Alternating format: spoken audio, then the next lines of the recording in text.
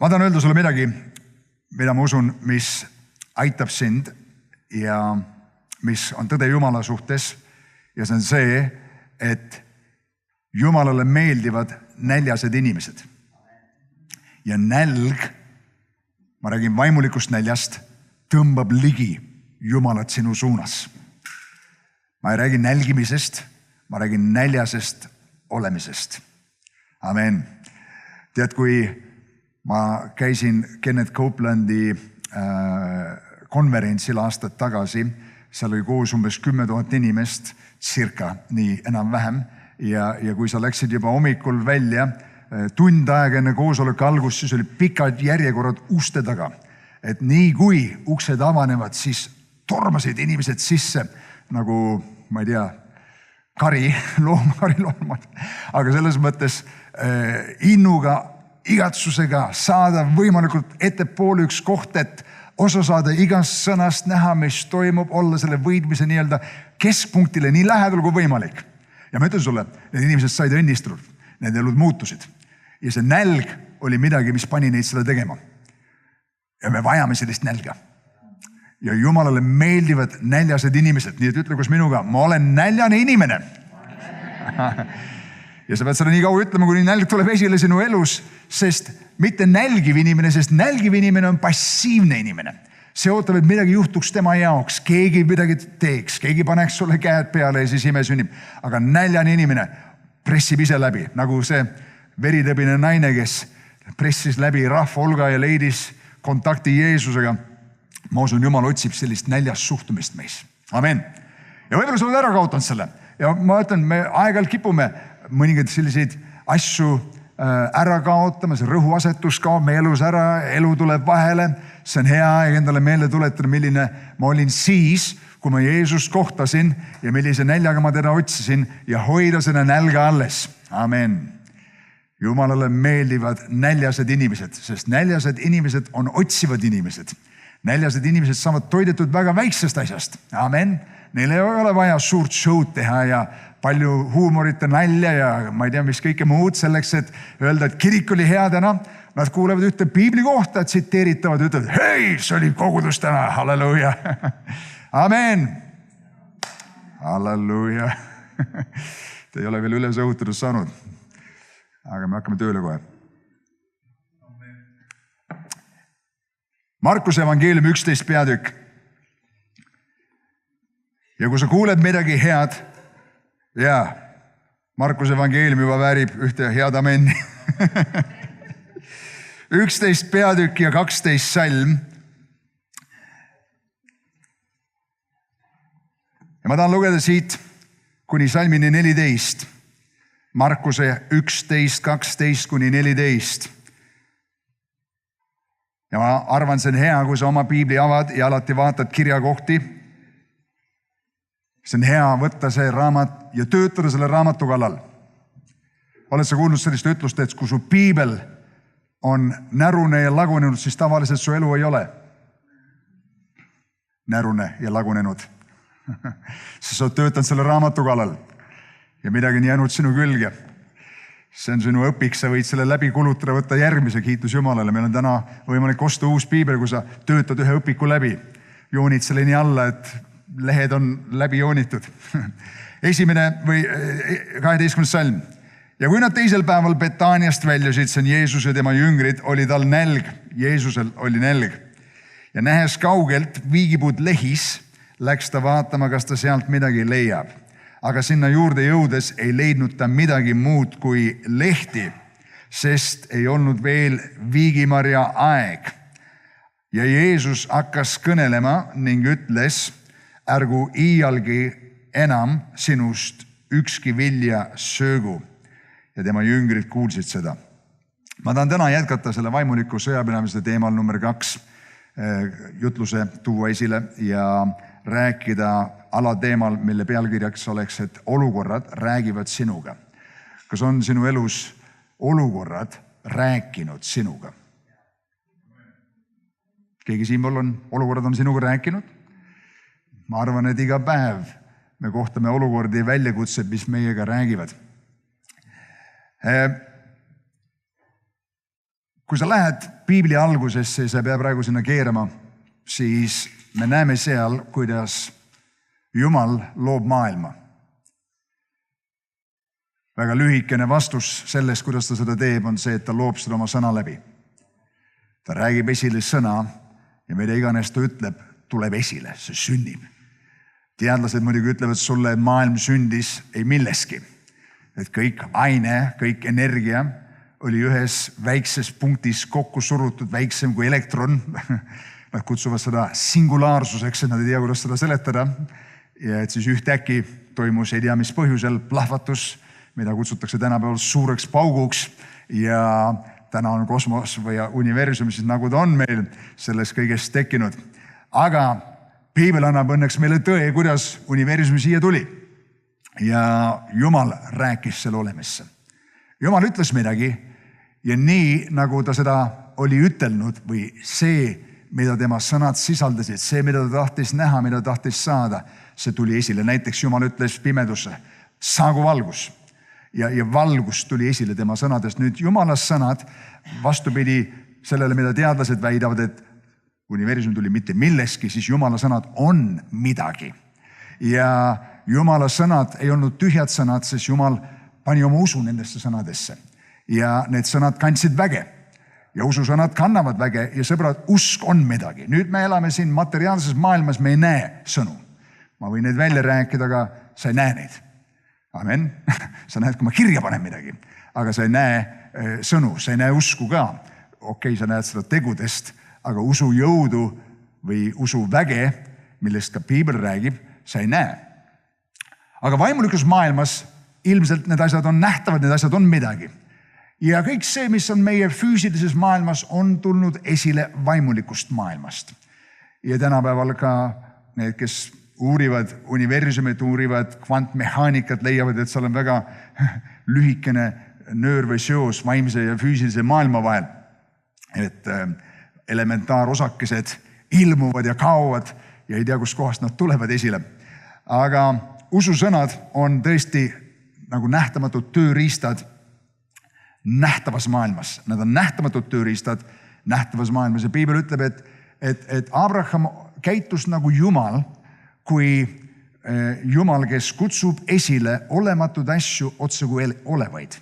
Kes äratab üles surnud, kes teeb elavaks ja kutsub esile olematud asju otse kui olevaid. Räägib millegist, mida veel ei ole, nagu see oleks. Olgu valgus. See on täpne tõlge tegelikult, kuidas Jumal maailma loob. Olgu valgus või valgus, olgu. See on kõige parem tõlge on niimoodi. Valgus olgu. Päike olgu. Ja mida iganes Jumal ütleb, see tuleb esile. Kiitus Jumalale. See on Jumala loov vägi ja kuidas asjad toimuvad. Paljud käitumiseksperdid, psühholoogid, teadlased nõustuvad, et sõnad on ühed väelisemad asjad, mis üldse maailmas on. See on huvitav, isegi tänapäeval on olemas sellised asjad nagu sõnade või rääkimisteraapia.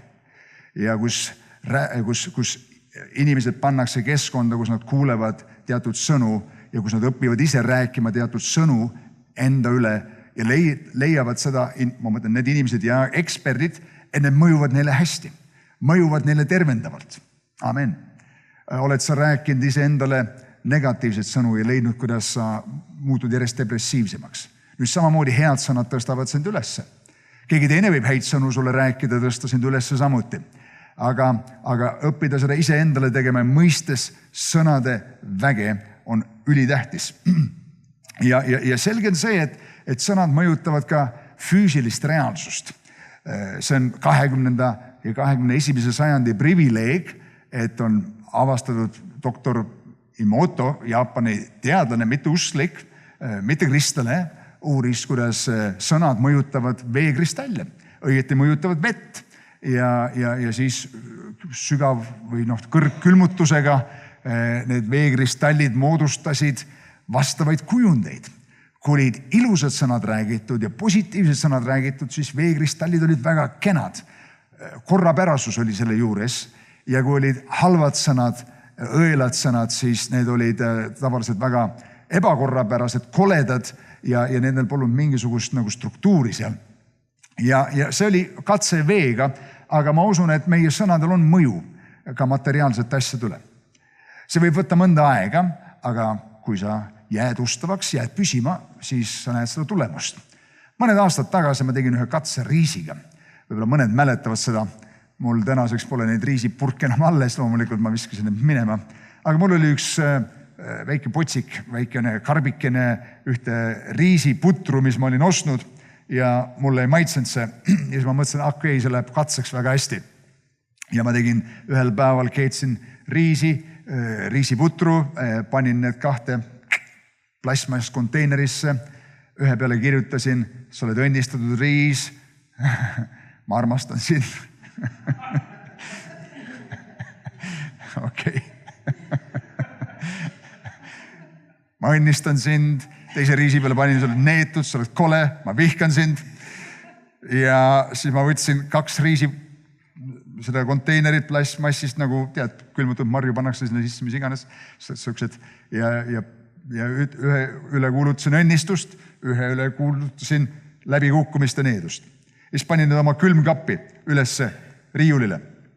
Ja ma olin ise ka nagu ootamas ja imestamas selle üle, et mis nüüd juhtub. Siis ma olin kuulnud, sellised katsed on tehtud, aga ma tahtsin ise näha. Ja kaua aega ei juhtunud midagi. Umbes 6 aega ei juhtunud midagi. Ja ma arvasingi, et huvitav, võib-olla juhtugi midagi. Täpselt ühel päeval keedetud riis, täpselt võrdsel ajal pandud sinna konteinerisse, samal korrusel külmkapis. Aga siis ma mäletan, ma uurisin tol ajal mõned aastad tagasi siis just nimelt ka sõnade mõjust ja tahtsin rääkida kogudusele sõnade mõjust ja väest. Ja siis huvi pärast ühel päeval ma mõtlesin, ma lihtsalt viskan pilku nende riisikonteineritele, kuna kõrvalt vaadates ei tundnud mingit muutust olevat ja võtsin nad sealt välja ja näe imet, ühel nendest oli hallitus peale tulnud. Ja loomulikult ma ruttu tahtsin kindlaks teha, et kummal siis? Ja selge oli see, et see, mis oli neetud riis. Üsna hämmastav. Ja ma kõnelesin sellest ühel pühapäeval ja siis 2 nädalat läks mööda, ma kõnelesin teise kõne ja siis selleks ajaks see riis, mis oli õrnalt hallitanud, oli juba päris kõvasti hallitanud. Selleks ajaks on oli täpselt võrdses seisus olnud ja umbes 1,5 kuud hiljem see, mis oli neetud, hakkas hallitama. See, mis oli õnnistatud, püsis nagu normaalsena kauem. Nüüd loomulikult riis kui selline on kaduv asi, aga näide sellest on siiski, et kui sa räägid positiivseid sõnu, kui sa räägid ususõnu, kui sa räägid Jumala sõnu, kui sa räägid kiituse sõnu, tänusõnu, kui sa oled positiivne ja sinu sõnadest tuleb see välja, siis isegi asjadel sinu ümber on parem olla. Rääkimata sinust endast. Üks jutlustaja naine ütles, et üks päris tuntud evangelist oli, ütles, et oma mehele, et kuule, mine palveta seal toas, kus meil need toataimed on. Alati, kui sa seal palvetad, toataimed lähevad õitsele. Ja on nii ilusad rohelised ja teises toas, kus ma kastan, nad ei ole nii head. Nii et nendel sõnadel, mida me välja räägime, on suur mõju. Ja ma tahaks meile tuletada meile, et Jumal lõi meid oma näosarnaseks. Ja Jumal andis meile samuti loova väe meie sõnadesse. Inimene on unikaalne kõige loodu juures või selles mõttes kõige looduga võrreldes. Loomad samuti suhtlevad, linnud suhtlevad, kalad suhtlevad, isegi putukad suhtlevad, aga nad ei saa suhelda sõnadega. Ainukene, kellel on võime rääkida sõnu, on inimene. Ja kui Piibel ütleb, et Jumal hingas sellesse inimesse eluõhku ja nõnda see inimene elavaks hingeks, siis üks Heebrea piibliuurija ütleb niimoodi, et seda võiks ka tõlkida, et inimene sai rääkivaks vaimuks. Rääkiv vaim, otse kui Jumal. Amen. Nii et sõbrad, Jumal on tõesti andnud meile ühe tohutu tööriista ja see on meie sõnad. Me võime sellega maha kiskuda, me võime sellega emotsionaalselt haavu lüüa teistele, aga me võime samuti üles tõsta teisi emotsionaalselt, aga enam sellest veel, me võime vaimu maailmas midagi muuta sõnade läbi. Kui Jumal ütles Hesekielile rääkida nendele kuivanud luudele, Mäletad, ta ütles Ezekielile, et kuivanud luud olid seal orus, ta ütles, et mis nendest luudest saab ja ta ütles, isand, sina tead. Ja siis Jumal ütles talle, et sina kõnele nendele luudele. Jumal andis talle instruktsiooni kõneleda nendele luudele. Ja kui Ezekiel hakkas rääkima, siis need luud hakkasid lähenema üksteisele. Liha kasvas nende peale, kõõlused tulid ja lõpuks luud tulidki kokku. Aga siis ei olnud veel vaimu ja Jumal ütles talle, nüüd räägi vaimule. Ehk et sõnad mõjutasid materiaalseid asju ja sõnad mõjutasid vaimseid asju. Sõnad on vägev tööriist. Halleluuja. Amen. Ja see on, millest me tahame täna natukene rääkida.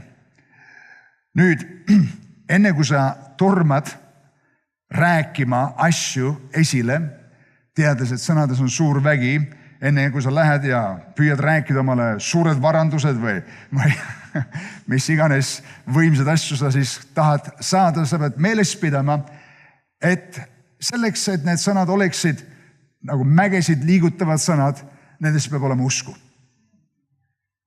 Veel kord, emotsionaalselt külvata kas head või halba ei ole väga palju vaja, sa lihtsalt paned natuke kibestunud tooni sõnadesse ja keegi tunneb juba seda, aga vaimulikke asju muuta, selleks on vaja usku nendes sõnades. Ja usk tuleb kuuldust ja kuuldu tuleb Jumala sõnast. Ja see sõna seal, mida kasutatakse, on reema sõna. Paljudest teavad, mis reema sõna tähendab. Okei, umbes 10% teist teab. Logos ja reema on kaks eri viisi, kuidas sõna tõlgitakse kreeka keelest. Logos on selline üldine sõna. Mäletad, kui Jeesus rääkis paadist. Paadis oli ja õpetas rahvast Luuka 5. peatükis. Piibel ütleb, et õpetas rahvale Jumala sõna. See sõna on seal kasutatud logost, õpetas neile Jumala logost, kõik kuulsid seda, kõik oli võrdselt kuulmas seda. Aga siis, kui ta lõpetas õpetamise, ta pöördus Peetruse poole, ütles talle, et sõua välja sügavale kohale loomuse katseks ja Peetrus ütles, ma olen terve öö rühelnud, ma ei ole midagi saanud, aga sinu sõna selle reema peale.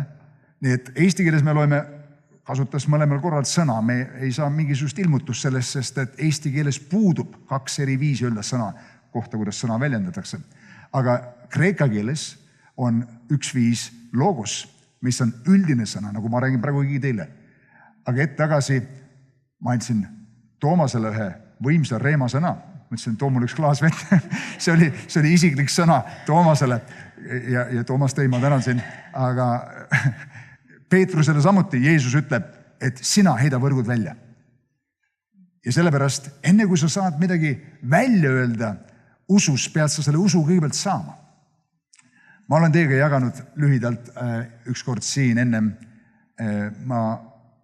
Mu ema sai vähidiagnoosi, mis aastal see võis olla, 2011, muuseas oli 2011. Tal oli jala peal olnud mingisugune kasvaja, midagi seal oli. Perearstid ütles, et see on veini laiend ja mis iganes teema ja see oli juba aastad seal. Täpselt kuidagi tagantjärgi keegi ei tea, millal see halvaloomuliseks muutus, aga ühtäkki oli see halvaloomule hakkas kasvama ja siis muidugi tuli diagnoos, tulid operatsioonid, tulid erinevad protseduurid, kõik sellest asjast ja me seisime usus, kuulutasime Jumala sõna. Muuseas, ma kuulutasin ema üle iga päev, praktiliselt iga päev, nagu ma tulin, ema elas mul allkorrusel ja nagu ma alla trepist tulin, alati kui ma läksin tema uksest mööda, ma ütlesin, kuulutasin elu temale Jeesuse nimel, kuulutasin tervist talle Jeesuse nimel. Nüüd arst ütles mulle, et sellise konditsiooniga ta oleks pidanud surema umbes 5 korda varem. Nii et tänu Jumalale elas 5 korda kauem, kui normaalselt oleks võinud elada, sest see oli väga-väga ohtlik kasvaja. Aga ühel päeval ma mäletan, ma mõtlesin selle üle, kas mul on usk, et mu ema saab terveks sellest asjast ja mäletab, mis usk on. Hebra kiri ütleb, usk on kindel usaldus. Ja siis ma mõtlesin selle üle, kui mul oleks tõesti nii kindel usaldus, siis ma võiksin võtta telefoni ja helistada praegu kõigile oma sõpradele öelda, et hei, Ma tahan teile anda tunnistust imest, mis varsti saab sündima. Minu ema saab terveks sellest haigusest. Aga mul päris sellist kindlat usaldust on. Nüüd mul oli kindel usaldus, et Jumal suudab selliseid asju teha üleüldiselt. Et Jumal suudab tervendada sellisest haigusest, äratada üles surnud. Jumal suudab Punase mere või ükskõik mere lahku ajada ja kui ta annab sulle, tead, sa võid kõndida vee peal või tead, 5 leivast 2 kalast murda 5000. Jumal võib selliseid imesid teha. Ma täielik veendumus sellest, täielik usk, ma julgen seda kuulutada. Ma võin võtta telefoni ja kuulutada seda ükskõik kellele. Aga kas ma võin seda kuulutada, et see juhtub mulle? Sa ei saa seda enne kuulutada, kui sul on selliselt kindel usaldus. Ehk sul on usk. Ja nii, et üldine usk on tore. See on tore, et meil on üldine usk ja see on, kus sa algad, aga me vajame sõna Jumalalt. Me vajame reema sõna. Hebra kiri asjati ütle, et Jeesus on meie usu alustaja ja täidesaatja. Nii, et sa ei saa lihtsalt võtta sellepärast, et keegi kuskil midagi ütles ja me kuuleme, kuidas Abraham hakkas kuulutama enda kohta, et ta on paljude rahvaste isa ja siis ühel päeval tal tuli poeg ja muidugi tänaseks on terve rahvus, Iisraeli rahvus Abrahami niuetest tulnud ja mõtleme, et no ma teen midagi sarnast, mul on ka natuke raha vaja, Ergo rääkis siin tead finantsidest ja mul on ka vaja mõned tead miljonid vaja sisse rääkida. See on tore, kui sa neid räägid, aga ilma usuta, ilma usu väeta nende sõnades, need ei ole sellist loovat väge. Seal on vaja usku. Kui Jumal annab sinu südamesse, räägi nendele luudele. Ma näen küll, et need luud on. Jumal, mis ma olen tegema? Räägi nendele. Okei, tead, siis on sul kindel meelevald sinu sõnades. Sul on kindel veendumus. Usk on kindel veendumus. Siis sul on kindel veendumus. Nii et ennekõike, kui ma hakkan kellelegi midagi rääkima või surnud üles äratama, ma pean rääkima Jumalaga. Mida Peetrus tegi enne, kui ta Tabita üles äratas? Ta palvetas ja siis ütles surnule.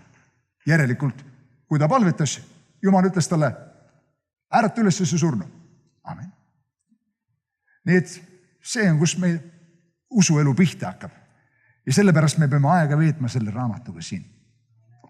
Ja töötama selle kallal. Ja laskma Jumalal meile asju rääkida. See on tore olla koguduses, see on tore, kui kuskil keegi loeb meile piiblit ette, nagu Sirli täna luges ja ma lugesin koosoleku alguses, aga see ilmutus sellest, mida Jumal võib sinu jaoks teha, algab pihta sellest sinu isiklikust Jumala otsimisest, sinu isiklikust osadusest Jeesusega. Et ta on isiklikult sulle rääkinud, sa oled ise kuulnud seda. Halleluja. Kuidas sa saad päästetud? Sina kuulsid Jumala kutset sinu südames ja keegi istus sinu kõrval ja ei kuulnud. Ja ta süda ei olnud avatud. Ja ta ei saanud seda päästet ka vastu võtta, ta lihtsalt polnud usku selleks.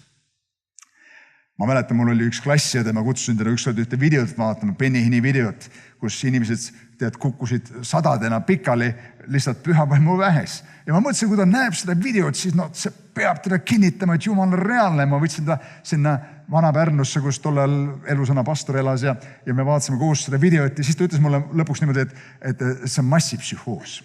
Ja ma olin nii pettunud, mõtlesin, tead, me istusime koos kõrvuti selle, vaatasime samast ekraanilt ja mina olin põnevil ja tema massipsühhoos. Sa vajad isikliku sõna Jumalalt. Nüüd, teine põhjus, miks me asju tihti kätte ja võib-olla ei saa, üks on usk ja teine on see, et me oleme kannatamatud. Me kuulutame küll ükskord mingit asja ja siis kohe ei see juhtu. See ei toimi. Kas sa käima ka niimoodi õppisid või? Korra proovisid, kukkusid, see ei toimi. Ütlesid emale, see ei toimi. Ma arvan, sa kukkusid võib-olla 100-200 korda, nagu sa õppisid käima. Kuidas sa rääkima õppisid? Sa puterdasid kaua aega, nagu sa rääkima õppisid. Sul on seda raske uskuda, ma tean, aga oleks me filminud sind, kui sa ja mind noorena me oleks kinnitus sellest. Aga sa ei jätnud järgi. Sa proovisid seda uuesti, kuni sa tegid selle lõpuks õieti. Amen. Nii et vägi on alati järjepidevuses. See on üks asi, mida panna kirjamale. Vägi on järjepidevuses. Kui sa teed midagi järjepidevalt, minu pärast olgu see kas jõusaalist ja hantlite tõstmine, või sa õpid mingit keelt, või sa tegeled ettevõtlusega, või sa ehitad suhteid järjepidevusega, mis sa iganes teed järjepidevusega, vägi on selles saavutada seda. Isegi veetilk võib kivist läbi nagu augu uuristada pika peale, kui ta järjepidevalt tilgub. Aga mida me teeme? Me tunnistame 1 kord, 2 korda, ei toimi. Ma proovisin usku, see ei töötanud. Hei, nagu Kenneth Copeland teeb, usk proovis sind ja sina ei töötanud. See on, kus probleem on. Ma proovisin 10 maksmist. Ei toiminud. Päevaluugid ei läinud lahti millegi pärast. Oled sina alles, tead, Gibraltari kalju, kas pole nii, Miski ei liiguta sind paigast. 1 kord proovid ja kohe finito. Need peab olema püsivust, kes usu ja pika meele tõttu pärivad selle, mis on tõotatud. Kus on su pikk meel? Ma palusin Jumala käest, nüüd ja kohe praegu anna mulle pikka meelt. Ja kui ei tulnud, siis ma rohkem enam ei palu. Nüüd siin loos Jeesus tuleb oma jüngritega hommikul, et minna Jeruusalemma. See on huvitav. Jeesus on eelmine päev tulnud Jeruusalemma, läinud templisse, vaadanud seal ringi ja läinud välja. Nüüd mäletan, mis ta tegi päev pärast seda. Ta läks templisse ja hakkas seal laudu laiali viskama ja võiks öelda laamendama, aga ühesõnaga puhastama seda templit ja püha viha täitis teda. See on huvitav, aga ta eelmine õhtu läheb ka templisse, näeb kõike seda, aga ei tee mitte midagi. Nii et see viha, nii-öelda järgmine päev, ei ole mitte niisugune, mida me ütleme äkkviha. Ta on asjad läbi mõtelnud, ta on küsinud Jumala käest, mida teha ja kui ta toimetab, siis see on pühas vaimus, mitte lihtsalt nii-öelda emotsiooni najal. Amen. Enamus inimesi kunagi ei ole tähele pannud seda, et ta läks eelmine õhtu templisse, vaatas seal ringi ja läks minema. Magas see öö rahulikult, järgmine päev läks klaarima asju. Tead, kui meie teeksime samamoodi paljudes oma suhetes, paljudes tüliküsimustes. Praegu tuleb situatsioon, panen kohe ära.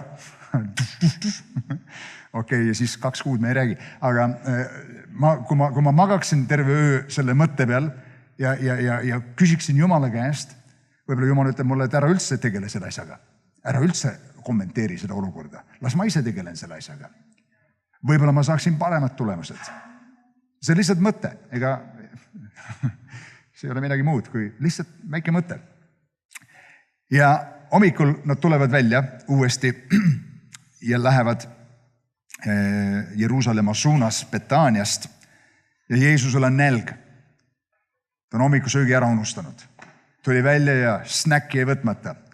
Ja nüüd viigipuu on tee ääres, tead, taimetoitlane, ta küll ei olnud, aga siiski väikene tervislik snäkk, väga tore mõte, läheb viigipuu juurde ja viigipuu näitavad, hei, siit ei söö keegi. Ja kui Jeesus näeb, et seal vilja pole, ainult lehed, siis Piibel ütleb, et hakkas kõnelema ning ütles. Hakkas kõnelema ning ütles.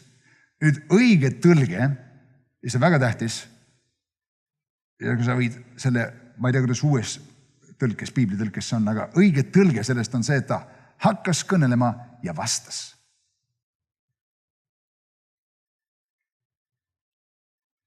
Sa võid selle väikse märkuse teha oma Piiblisse, et hakkas kõnelema ja mitte ütles, vaid vastas. Ja Jeesus vastas. See on algtekstis. Nüüd mõtle selle peale. Kas keegi on küsinud Jeesuse käest küsimuse?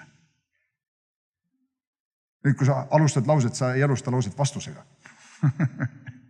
Keegi küsib ja siis sa vastad, kas pole nii. Keegi annab sulle mingisuguse väite või mingisuguse üleskutse või väljakutse ja siis sa reageerid sellele, kas pole nii. Sa lihtsalt ei vasta heast peast taga. Jeesus vastab siin.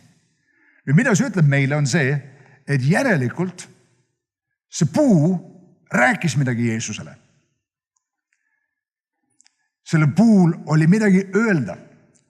Nüüd, mis see sõnum iganes oli, ma ei oska seda täpselt öelda, aga põhimõtteliselt see võis olla, et minu küljest sa küll ei söö. Siit sa ei leia mingit vilja. Minu poolest sa jääd täna söömata. Ja võib-olla mida veel lisati selle sõnumile juurde oli.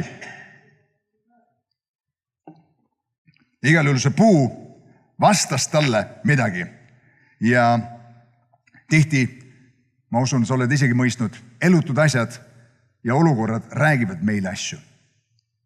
Neil on mingi sõnum meile, nad annavad meile mingi sõnumi. Sa oled mingisuguses elufaasis, lähed mingitest asjadest läbi.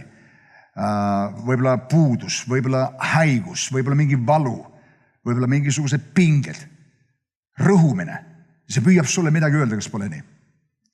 Sellel on mingi sõnum. Ma mäletan, võib-olla sa lähed sellisest ajast läbi, kus sa oled mitmeid ja mitmeid asju proovinud ja nagu kõik on kuidagi ebaõnnestunud ja sa hakkad nagu sugust sõnumit kuulma sealt vastu, et noh, see olegi sinu jaoks. Ja sa oled kuidagi eriline. Selles mõttes eriline, et noh, sa ei saagi hakkama.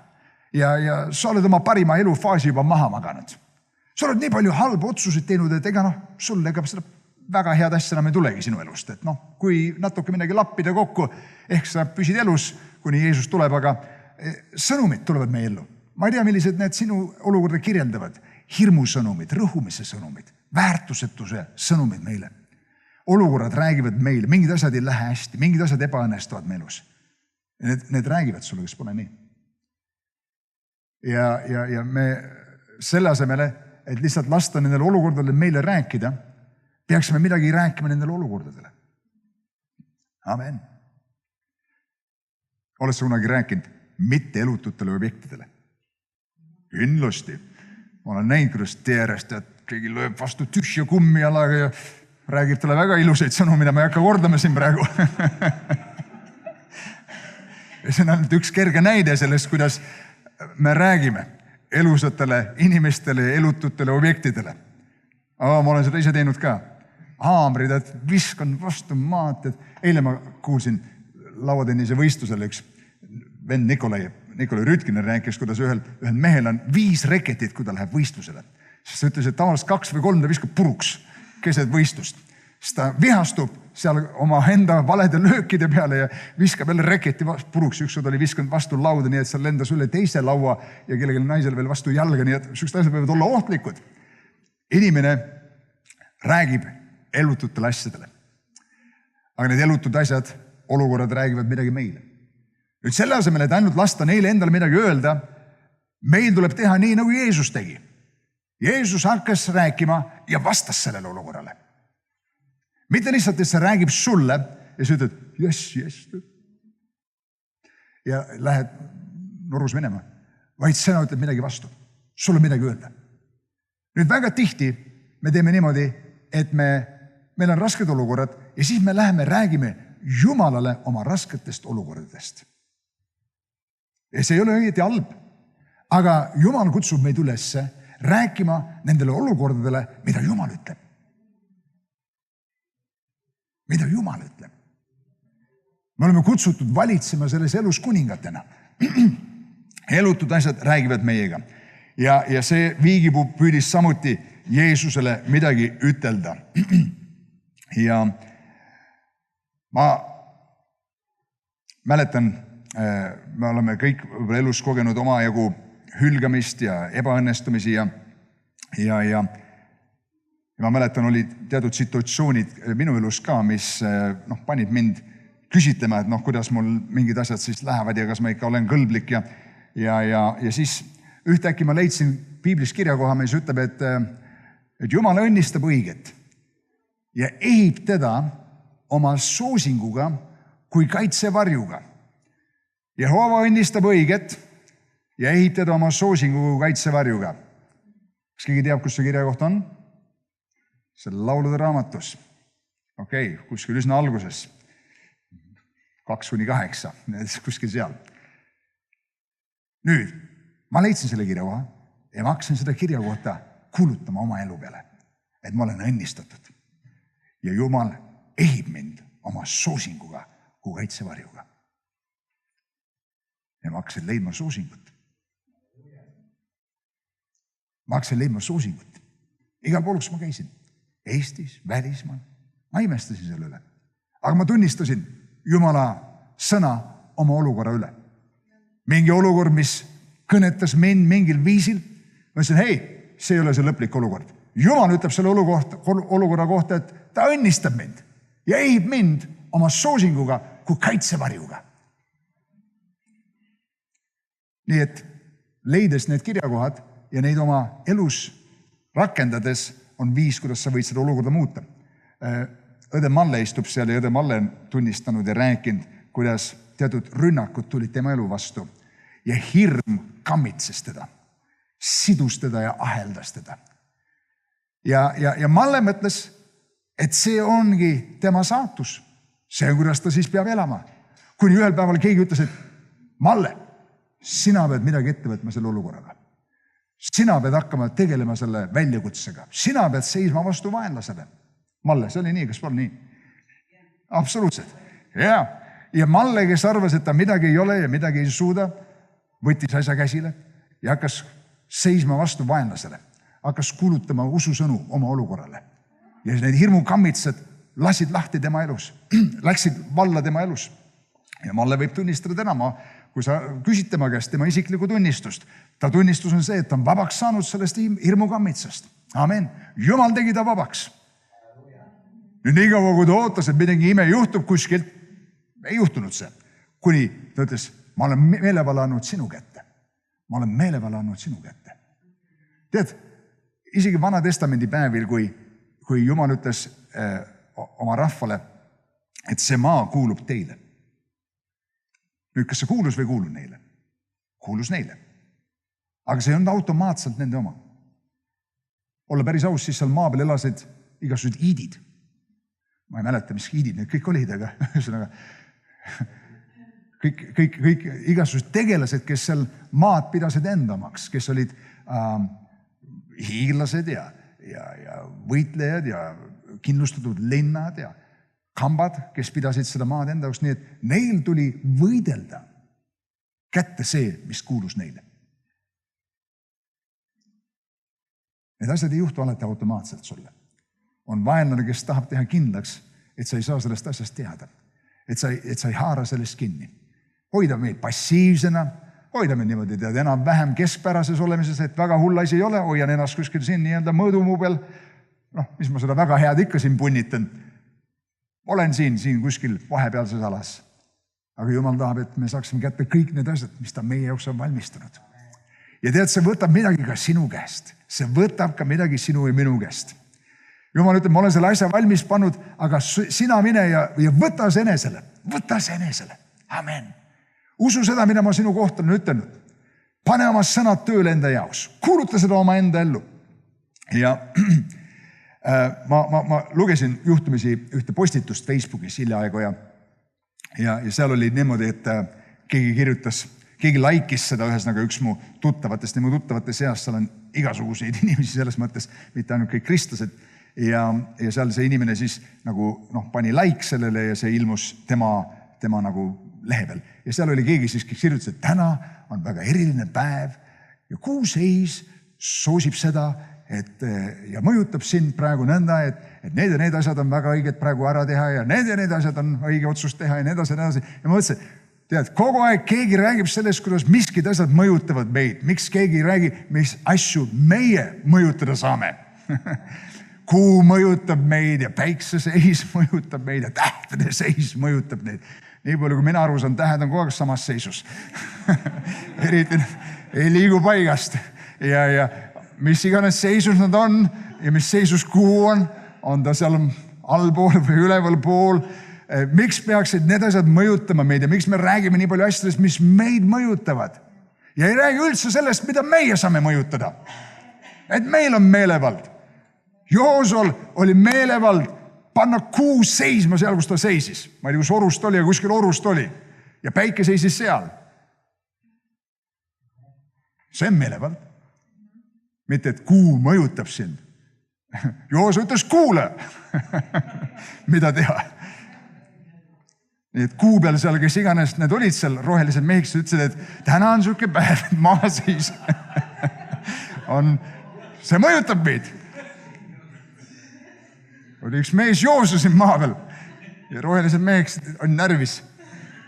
Teemonid olid närvis, ma ütlen teile. Ma ei ole kindel rohelistes mehikestes, aga kui just mitte putukate teisest rääkida.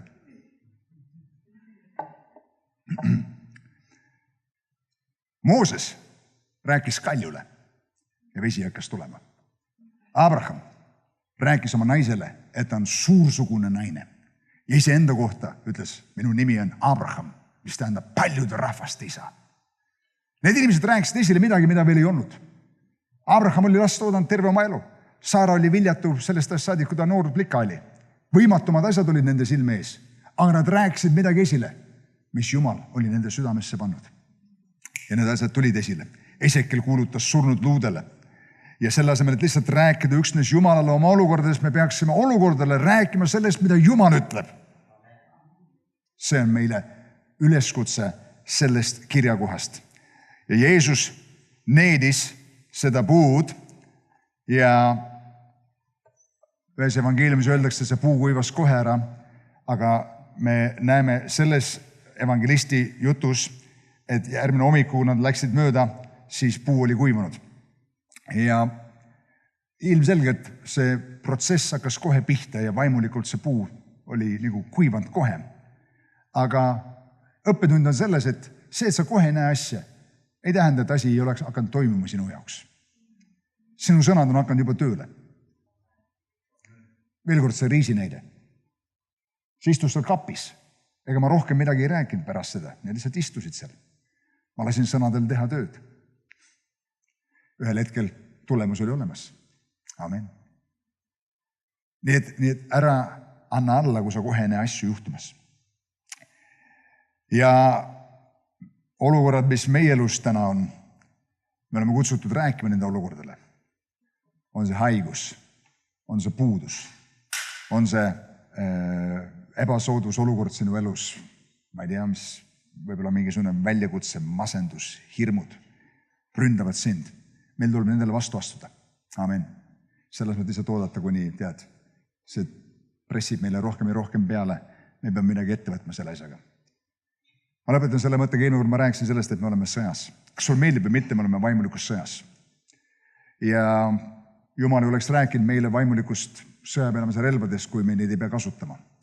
Milleks käia ringi sõjavarustuses, kui sul pole isegi mingit pistmist selle asjaga? Me oleme konfliktis, mis on Jumala ja saatana vahel tegelikult. See oli saatan, kes tolle hetkel taevas peaingel Lutsiferina tahtis tõusta Jumala asemele. Ta tahtis teha ennast kõige kõrgema sarnaseks, nagu Jumal. Ja meelitas 1/3 ingleid endaga mässu Jumala vastu. Ja see on põhiline, mis saatana nagu ambitsioon on täna veel. Mässu tekitada Jumala vastu. Ja ainukene viis, kuidas ta saab Jumalale mingit nagu, ma võiks öelda siis mingi haava lüüa, kui seda saaks niimoodi kasutada, on, ta ei saa Jumalat otse rünnata. Ta visati taevast välja. Mäss tõusis, aga plats löödi puhtaks taevas. Mäletad seda lugu? Ilmutuse raamatus sõda tõusis taevas ja kurat sõdis ja peaingel Miikal sõdis ja siis äkitselt nende aset enam ei leitud taevast. See on kui kähku taevas asjad ära klaaritakse. Aga kurat peab seda mässu siiamaani. Ja nüüd selleks, et rünnata Jumalat, ta püüab rünnata inimesi, keda Jumal armastab. Et siis nii-öelda omarust teha haiget Jumalale. Aga hea uudis on see, et suurem on see, kes on meie sees, kui see, kes on maailmas. Ja Jumal ei lase oma nime halvustada. Sellepärast Jumala kogudus ei saa ka kunagi kaduda ära siit planeedilt maa.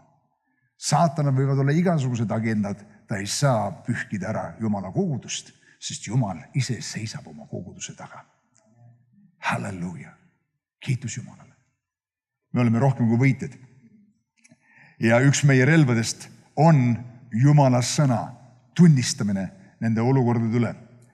Ja võib-olla sul on olukordi täna, mis teevad sind varaks, mis ründavad sind. Siis esimene samm, mida teha, on see, et leia need kirjakohad piiblist ja see on miinimum. See on absoluutne miinimum.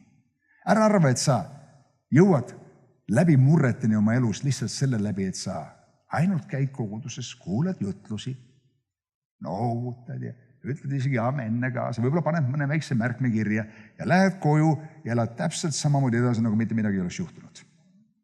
See on täpselt nii, nagu sa läheksid arsti juurde, arst kirjutab sulle, võtta seda ravimit 3 korda päevas ja tead, sa isegi ei lähe apteeki, et seda ravimit nagu välja võtta. Rääkimata 3 korda päevas võtmisest. Me peame hakkama miinimum, number 1, sa otsid need kirjakohad, mis räägivad. Näiteks kui sa oled masendusus täna, näiteks sul masendus. On keegi masendus tulnud viimasel ajal? Masendus, hirmu tulnud mingi ajal, tead, ma ei tea, madalat eneseväärikad, et ma ei ole keegi, ma ei kõlba kuskil. Keegi tunneb sellist asju.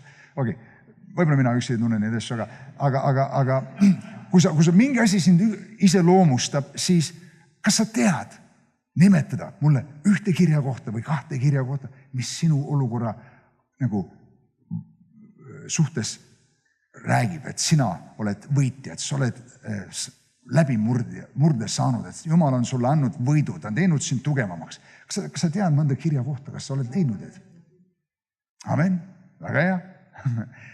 Nüüd esimene asi on see, et sa leiad need kirjakohad, kus Jumal räägib sinu olukorrast.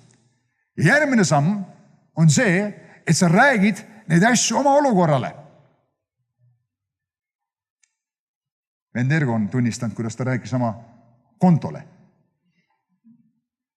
Konto kuulas. Ja, sa võid rääkida oma tühjale rahakotile. Nüüd, see ei ole ainult, et ma räägin tühjale rahakotile, istun kodus ootan. See ei toimigi päris niimoodi. Amen. Sest ei ole ka, et ainult sööd seda ravimit ja kogu lugu. Ei söö midagi muud, ei tee midagi muud. Seal on komplekt asju. Aga kui meil on vaimulik konflikt, siis sa vajad vaimulikku relva selle olukorra vastu. Amen. Ja sõbrad, ma tahan julgustada teid selle mõttega, mida Jeesus meile õpetab sellest kohast, kus ta viibu needis, et kui mingi olukord kõnetab sind täna, võib-olla viimasel ajal on kõnetanud sind, kõnetamas sind, siis tee nagu Jeesus. Hakka rääkima ja vasta sellele olukorrale. Amen.